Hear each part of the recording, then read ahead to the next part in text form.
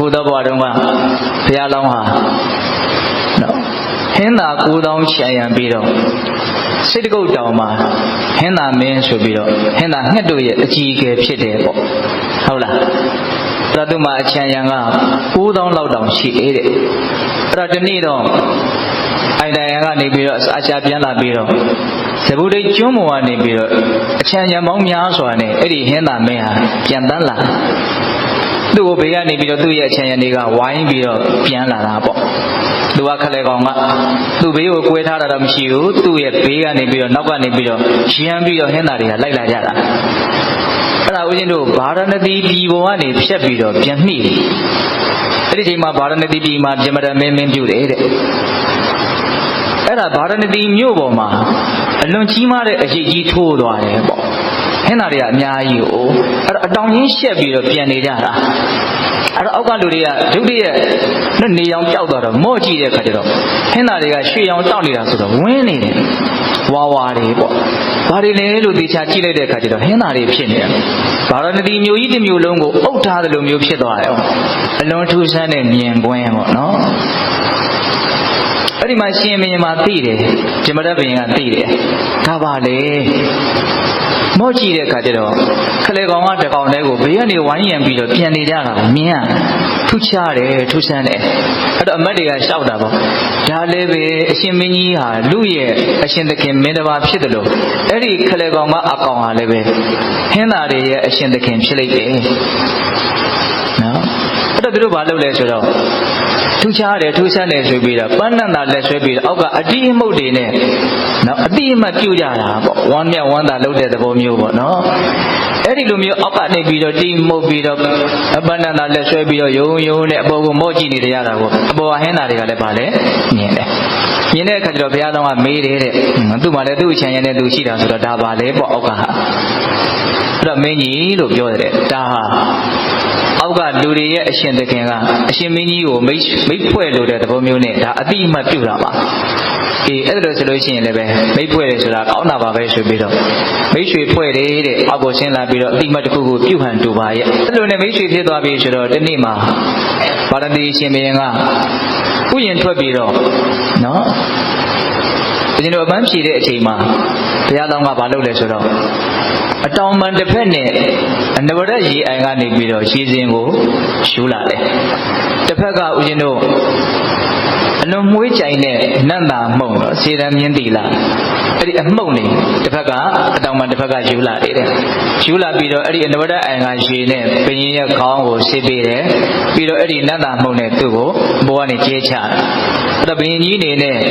ဒီဟင်းသာကသူ့ကိုအဲ့ဒါလုပ်တယ်ဆိုတော့ဘယ်လောက်ထိသူ့စိတ်ထဲမှာကြည်နူးမှုနှစ်သက်မှုရှိမလဲဆိုတာစဉ်းစားအောင်သူအလွန်ချစ်တယ်ဒီဟင်းသာအောင်အဲ့ဒါနဲ့ဒီဟင်းသာပြန်သွားပြီလဲဆိုရောဘယ်နည်းမြန်လာအောင်မလဲဘယ်နည်းမြန်လာအောင်မလဲဆိုတော့သူအမြဲတမ်းမျောနေတယ်ပေါ့ဟုတ်လားဒီလိုနဲ့ဘုရားလောင်းဟင်းသာမင်းပါရဏသီကြီးကိုရောက်လာဖို့အနေအထားလေးကဘလို့ကြုံလာလဲဆိုတော့ဒီနေ့မှာဘုရားလောင်းမှာသူ့ထက်ငယ်တဲ့သူ့အောက်ကနောက်တမီတဲ့မွေးဖွားထားတဲ့ညီနှစ်ကောင်ရှိတယ်အဲ့ဒါကခွန်အားကြီးတယ်ခွန်အားကြီးတဲ့အခါကျတော့သူတို့ရဲ့စိတ်ထဲမှာသူတို့ကိုသူတို့အထင်ရောက်တယ်ပေါ့ဘယ်လိုအထင်ရောက်လဲဆိုတော့ငါတို့ဟာနေနဲ့ရှင်ပြိုင်ပြီးတော့ကောင်းငယ်မှာပြန်တန်းကြည့်ခြင်းတယ်နော်နေနဲ့အပြေးပြိုင်ခြင်းတယ်ပေါ့နားလည်အောင်ပြောရရင်အဲ့ဒါနဲ့အဲ့ဒီညီနောင်နှစ်ကောင်ကဘုရားလောင်းကိုအတိပေးတာကိုကြီးကျွတ်တော့နေနဲ့သွားပြီးတော့ပြိုင်တယ်လို့ပြန်တန်းကြည့်မယ်အဲ့တော့ဘုရားလောင်းကတေချာပေါ့တနေ့ကုံအောင်တော့ပြိုင်နိုင်မှာမဟုတ်နေကိုပြိုင်နိုင်မှာမဟုတ်ဘူးပေါ့နော်ဒါကြောင့်မလို့မင်းတို့နေနဲ့အပြေးပြိုင်တာကိုမနှစ်သက်နဲ့တားတယ်နှစ်ကြိမ်မြောက်တောင်းပန်နှစ်ကြိမ်မြောက်တားတယ်သုံးကြိမ်မြောက်ထပ်ပြီးတော့ခွင့်ပေးဖို့တောင်းပန်တယ်သုံးကြိမ်မြောက်ဘုရားလောင်းကတားတယ်ဒါပေမဲ့လို့ညီနှစ်ကောင်ကဘုရားလောင်းဘလို့ပဲတားစေကမူဘုရားလောင်းမသိအောင်နောက်နေ့မနေ့လင်းပြီဆိုတဲ့ကစားယူကန်တို့တောင်ထိပ်ကနေတက်နာပြီးတော့နေထွက်ကိုစောင့်နေတယ်တဲ့မသိအောင်ပြန်ရမှာနော်တောင်ထိပ်ကနေပြီးတော့နေထွက်တာကိုစောင့်နေတယ်ဆိုတဲ့စကားကိုကြည့်ရင်နေဘယ်လောက်ထိရောက်အောင်ငါတို့ပြန်တန်းနိုင်မလဲဆိုတာကိုသူတို့စမ်းသပ်တာလို့အရင်ကတော့အဲ့လိုထင်ပါတယ်ဟုတ်လားအဲ့ အဲ့ဒါဘုရားလုံးကဒီနှကောင်ကိုလွတ်ထားလို့ရှိရင်တော့သေချာပေါ့နော်မလုံနိုင်တဲ့အလုပ်ကိုလုပ်တဲ့အတွက်ကြောင့်ပျက်စီးလိမ့်မယ်ဒါကြောင့်ဒီနှကောင်ရဲ့အသက်ကိုငါကယ်မဖြစ်မယ်ဆိုပြီးတော့အေးအဲ့လိုဆိုလို့ရှိရင်မင်းတို့ရဲ့ပြိုင်ပွဲတွေကိုငါလည်းပါမယ်ပေါ့ဟင်းသာ၃စီးနေထွက်ပြီးဆိုတဲ့ကစပြီးတော့ကောင်းငင်မှာပြန်တန်းတယ်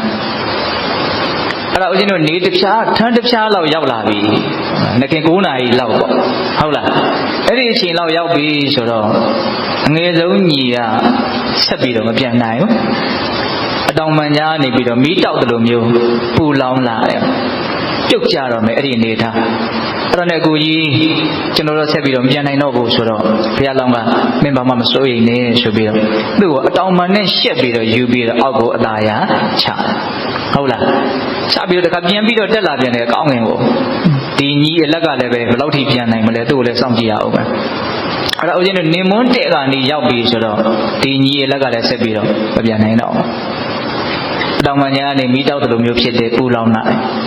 အဲ့ဒါနဲ့သူမပြန်နိုင်တော့ဘူးလို့သူ့ကိုကြီးကိုပြောတော့ဘာမှမစိုးရိမ်နဲ့မင်းကငါကဲမယ်ဆိုပြီးတော့အတောင်ပံတစ်ဘက်နဲ့ရှက်ပြီးတော့သူ့ကိုလည်းပဲအောက်ကိုပြန်ပြီးတော့ချတယ်အဲ့ဒီမှာဘုရားတော်ကဘာစဉ်းစားလဲဆိုတော့အဲ့လိုဆိုလို့ရှိရင်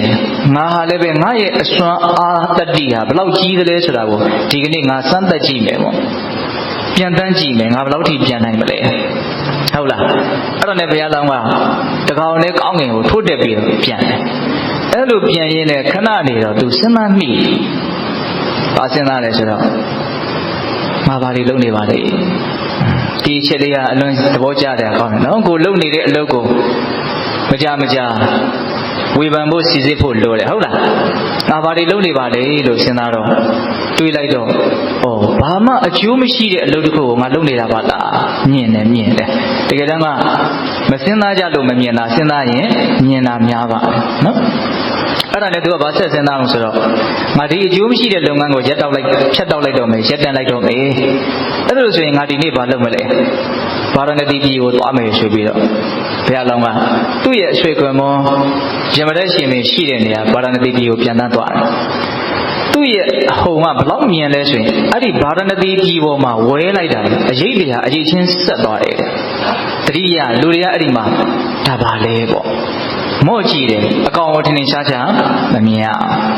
ခဏနေတော့မှအရှင်ကတဖြည်းဖြည်းနဲ့ပြေးသွားပြီဆိုတော့မှငှက်တကောင်ပြန်နေတာပါလားဆိုသိရတယ်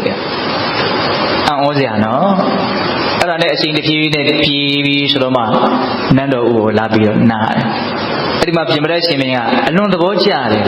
အလွန်နှစ်သက်တယ်အလွန်ကျဉ်တတ်တယ်ငါရဲ့မိတ်ဆွေရောက်လာတယ်အဲ့ဒါနဲ့သူ့အတွက်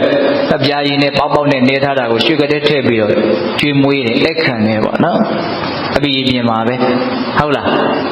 အဲ့လိုမျိုးအခန့်ရင်းနဲ့ပြောကြဆိုကြတော့ဘယ်ကနေလာတော့တခါပြောရင်းနဲ့နောက်အကြောင်းအရာကိုမေးတဲ့အခါကျတော့ဒီလိုဒီကြောင်းပဲနော်ဘယ်လောက်ထိပြန်တန်းနိုင်မလဲလို့သူ့ရဲ့ညီနှစ်ကောင်ရဲ့နော်အစီအစဉ်ထဲမှာသူပါရောပါသွားပြီးတော့နော်သူရဲ့ဖြစ်ကြောင်းကုံရှင်အသေးစိတ်ကိုသူပြောပြတယ်အဲ့လိုပြောတဲ့အချိန်မှာပြင်မတဲ့ရှင်မင်းကဟင်းသာမင်းကိုဗာပြောတော့ဆိုတော့အေးတဲ့အဲ့လိုဆိုလို့ရှိရင်သင်ရဲ့အရှိန်ဟောတော်တော်ကြီးကိုမြတ်မှာပဲသူ့ရဲ့အရှိန်ဟောနော်တိတာထင်ရှားတဲ့ဥမာလေးအဲ့လိုပေးပြီးတော့ဘုရားလောင်းကပြတဲ့အချိန်မှာဘုရင်ကြီးကဗာပြောတော့ဆိုတော့ဟင်းသာမင်းကိုအရှင်ဟင်းသာမင်းလောကမှာဖြင့်သင်ဟာအမြန်ဆုံးအရှိန်ဖြစ်လိမ့်မယ်သင်ထက်မြန်တာတော့ဘာမှရှိမယ်မထင်ဘူးအဲ့လိုမျိုးဘုရားလောင်းကိုပြောတဲ့အခါကျတော့ဘုရားလောင်းကငါအမြန်ဆုံးမဟုတ်ဘူးတဲ့လောကမှာငါထက်မြန်တာရှိတယ်အဲ့ဒါကဘာလဲဆိုတော့သောတော်ကတနုဂသုတ်တံမှာမြတ်စွာဘုရားဟောတဲ့အတိုင်းပါပဲနေနဲ့လတို့ရဲ့ရွှေရှာနှုံးဟာငါထက်မြန်နေတဲ့နော်အဆုံးရှိတဲ့အာကာသမှာနော်ရွှေလျားနေကြတဲ့နေနဲ့လတို့ရဲ့ရွှေရှာနှုံးနော်အဲ့ဒါငါထက်မြန်နေတဲ့အဲ့ဒီနေနဲ့လထုတဲ့နေနဲ့လရဲ့ရှေ့မှာပြေးနေတဲ့နတ်တွေကပို့ပြီးတော့မြန်တယ်ဒါနဲ့အဲ့ဒီနတ်တွေထက်မြန်တဲ့အမြန်နှုံးကိုလောကမှာရှိနိုင်နေသလားရှိသေးတယ်တဲ့အဲ့ဒါကဘာလဲဆိုတော့ဒီယုတ်ဒီနံဒီသဘာဝတရားရဲ့နော်ပျက်စီးနိုင်ခွင့်ပေါ့တတ္တဝါတို့ရဲ့အာယုလို့ဆိုတဲ့အသက်ရဲ့တည်ဆုံးနိုင်ခွင့်ဟာအဲ့ဒါတည်းပို့ပြီးတော့မြန်နေတဲ့စဉ်းစားနော်